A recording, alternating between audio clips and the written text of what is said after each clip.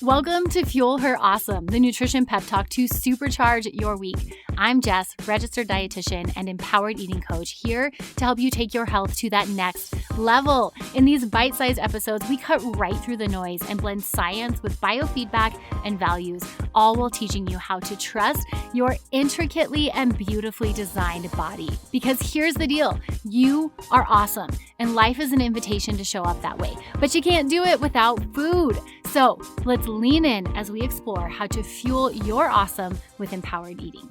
Hey friend, welcome to the Fuel Her Awesome show, where we are breaking down smoothie secrets today. It's just a great time to do this. The weather is getting warmer.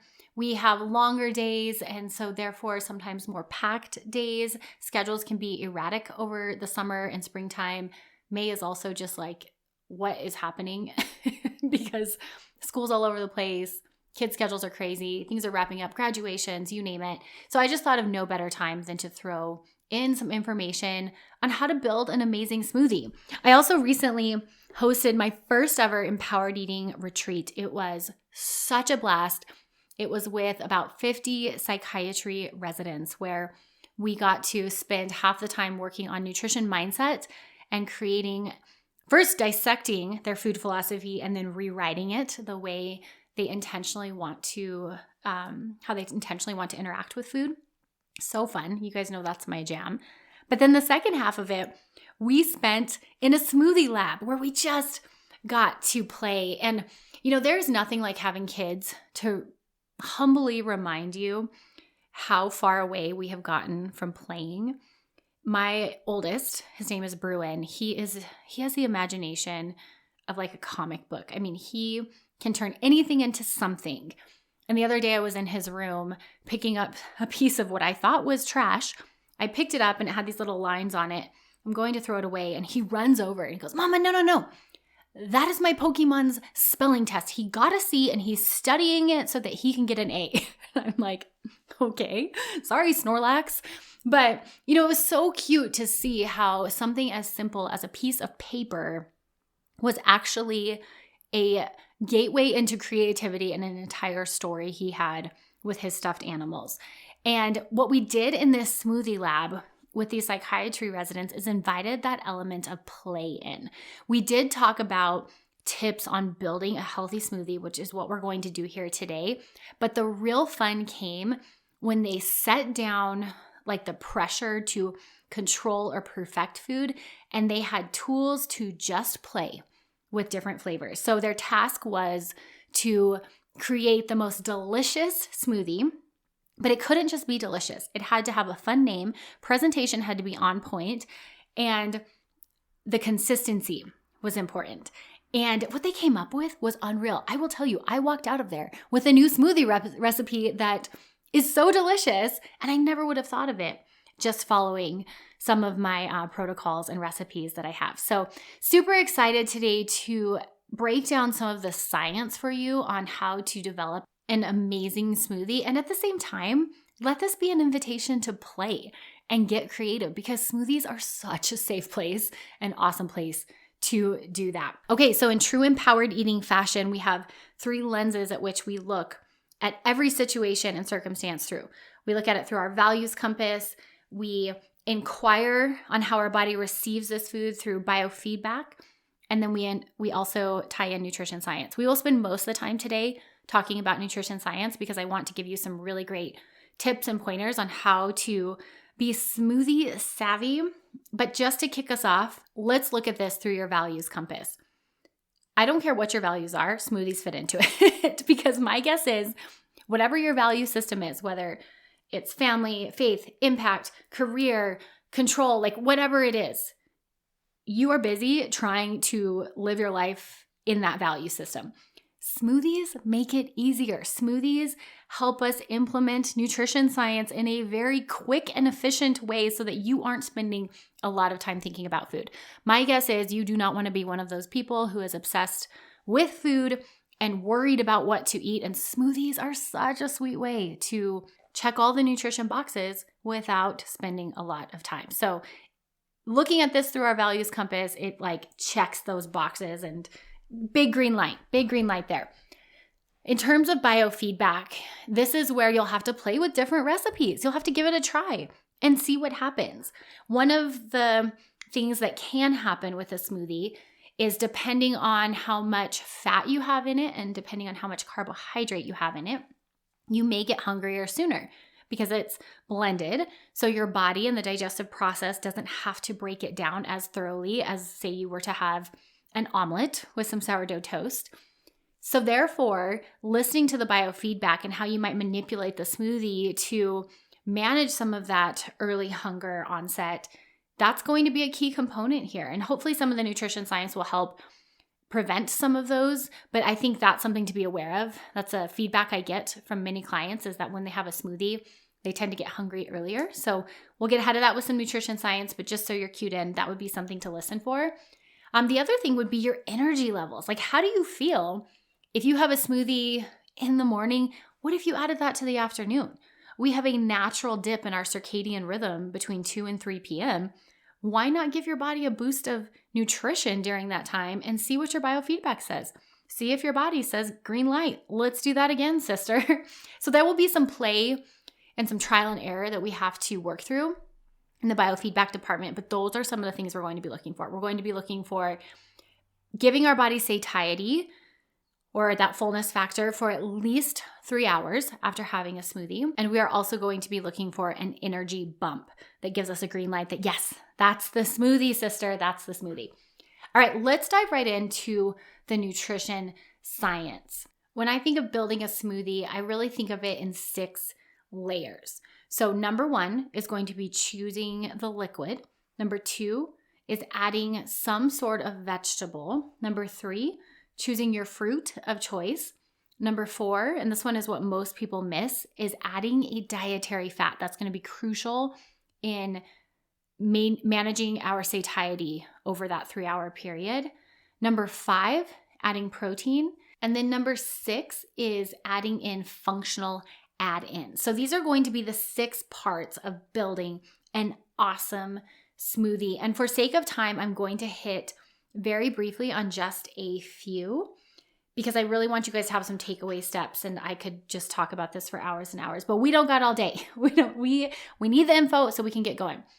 So number 1, I think at the heart of a smoothie is really optimizing our fruit and veggie intake. 80% of Americans do not eat enough fruits and veggies. I often check that box, but smoothies help me bridge that gap. And so adding in fresh leafy greens and your fruit of choice is really at the core of our smoothie. Now, the greens, I want to say this. If you buy frozen spinach and try to add that to a smoothie, it's not going to be good. There is something about it. But when you take fresh greens, like that massive bag of power greens from Costco, and you freeze it, that is a great way to preserve those greens. They will last for months in your freezer, and they taste awesome in your smoothie. So go buy a bag of greens, throw it in your freezer. You'll forever have them ready to go for smoothie day. When it comes to fruit, using fresh fruit tends to not give as icy of a consistency, so I usually recommend adding ice if you're using fresh fruit. However, if you're using frozen, it really builds this delicious consistency that I really love. And one of the questions I get when people are building a smoothie is, which fruit is best? Sister, any fruit is best. I am not concerned here about the glycemic index or the spike in blood sugar because of step number 3, which is where we're going to add dietary fat. And I'll talk about that in a minute. But really at this point, it is your goal to pick a fruit that adds the flavor that is delicious and makes you really excited to make another smoothie. There's only one fruit combo that I recommend staying away from. And this was a more recent discovery, but one of the benefits of a smoothie is this high flavanol concentration that we can get, which is basically an antioxidant that is amazing for not just our gut, but our immune system and our repair process, our cellular DNA repair process. So just really amazing stuff comes from these deeply colored fruits that we tend to add to smoothies. Now, recently a study was done, and this is a bummer of a study, but it is important enough to mention here, that they found when you mix a banana with some of these higher flavanol fruits, the ethylene gas from the banana degrades some of those antioxidants all the way up to 85%, which is, that's significant enough. So I do recommend, here's where I land with this. If you can skip the banana and just have fun with your fruit, go ahead and do it. But, sometimes I add a banana just because I want to, just because I'm just sticking it to the man and saying, I'm going to add a smoothie today. But for the most part, when we're looking at it through the nutrition science lens, skipping the banana and focusing on just the fruit flavors that we love is a great idea. Now, if you want to do a banana smoothie, having banana as the primary fruit is a great way to get that banana flavor. But it used to be we would add it to create that creaminess. And yeah, it's a bummer. That's what the science showed us. So we can take that and use it to enhance our smoothie by skipping it or throwing it in every once in a while just because we're going to show that we trust our body more than we trust the rules, right? We are operating in discipline, not rigidity here.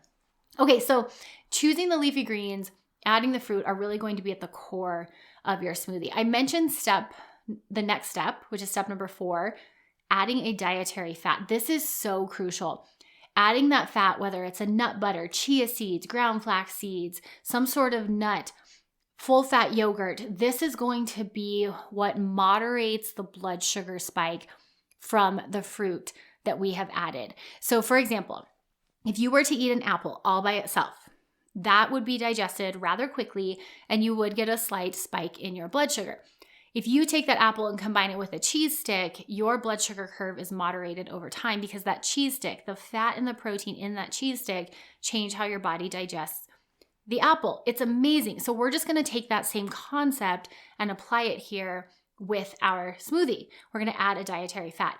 This addition is also where I see folks feel more satisfied and satiated after a smoothie and they don't get as hungry early on. So this is going to be a key component of your smoothie. Next would be making sure there's protein in it. You know this. I am a protein princess, and incorporating protein is really important at all meals. So we can definitely do this with our smoothie. I have found that folks who decide to add a smoothie as an afternoon snack and incorporate protein, this is such a great way to get that extra dose of 20 to 30 grams of protein in the afternoon in a delicious way. It's really game changing. You can add whey protein, vegan protein, casein protein, Greek yogurt protein, even collagen protein. I recommend just picking the one that blends the best with your smoothie. This is where it was so cool to see the residents at this retreat just play. They were trying different types of protein, different blends and mixtures, and it really gave them space to come up with some great options. And I would encourage you to do the same because we all have a different palate. Those will be the main components of that smoothie. Now, the last one that I want to touch on here is the functional add-ins. This is where we can get really fancy with smoothies, and I'm so here for it. Adding things like cinnamon can be great because cinnamon actually helps to enhance the movement of glucose into our cell. So it almost acts as like an insulin enhancer. So a little sprinkle of cinnamon is great for flavor, but also the body processing the sugar we're about to give it. Ground ginger and turmeric are not only incredibly powerful antioxidants, they're so soothing on our gut. I'm always thinking how can I give my gut the same TLC that I give my nails? And adding in things like ginger or turmeric are a great way to do that. Other functional add-ins might be creatine. Maybe we're adding a type of fiber to help get our poop report on point. Maybe we're adding in some extra calories because this is post-workout, or we have some lean body mass goals. And that might look like adding in a full fat yogurt or adding a scoop of rolled oats or even ice cream to the blender. There are so many ways to play with this. Doesn't this sound fun? Could you just find an hour and play and come up with the best smoothie? To get you excited about it, I'm going to rattle off just a couple ideas for you to try and start your little adventure, your smoothie lab adventure. And these were inspired from the retreat. One of them, the name was Cherry Takes Almond on a Date. Isn't that great?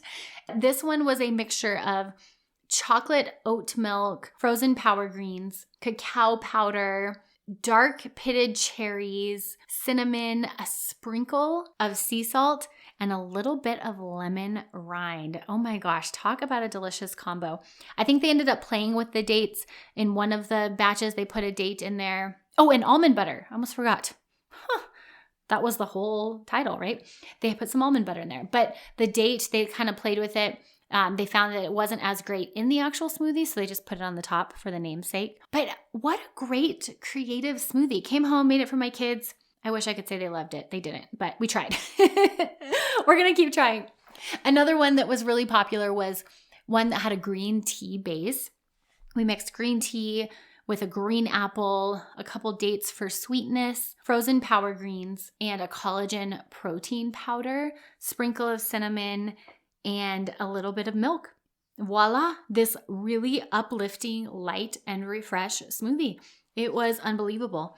And I'm on a green tea kick right now because green tea is incredibly high in a specific biocompound that soothes the gut and helps decrease inflammation. So sign me up for that one. All right, how fun are those? Outside the box, these smoothie recipes are endless. And I would love to hear what you come up with. Get in the kitchen, play, see what you can come up with. Like take on the childlike creativity lens, like my sweet son and his random piece of trash that was his Pokemon spelling test. When you're in there, just remember you need those 6 layers. We need some form of liquid, and boy, do we have a lot of different milks to choose from. Water, green tea. The options really are endless there in the liquid department. Some sort of veggie. My preference is that giant bag of power greens from Costco. I just throw that in the freezer. Fruit of choice, picking your fruit flavor that you prefer, and just being mindful of the banana if you want to add it or not add it. And then we add some dietary fat.